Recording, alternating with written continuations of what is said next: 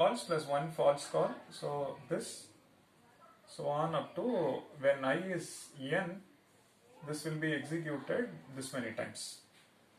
So this is precisely n into n plus 1. This statement will be executed whenever both are true.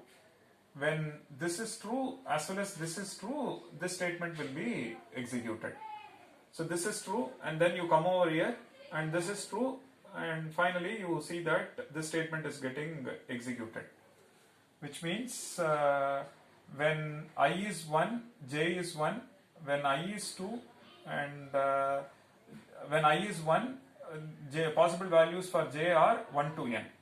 So which means when I is 1, possible values for j are j is equal to 1 to j is equal to n. So it is n.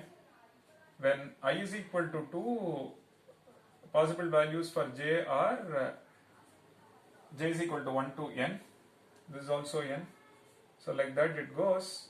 And when I is n, possible values for j are j is equal to 1 to j is equal to n. So which means there are n values for n, and each of the n values for I, and for each of them j is executed n times. So which means this will be executed n square times.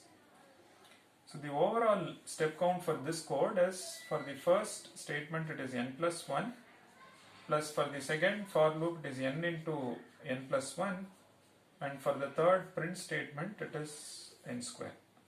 So the step count of this code is precisely this. This will be executed n plus 1 times. This will be executed whenever this statement is true. So this will be true for n times. At each time this will be executed n plus 1 times. N true calls for j and 1 false call. This will be executed whenever both are true, and both will be true for n square times.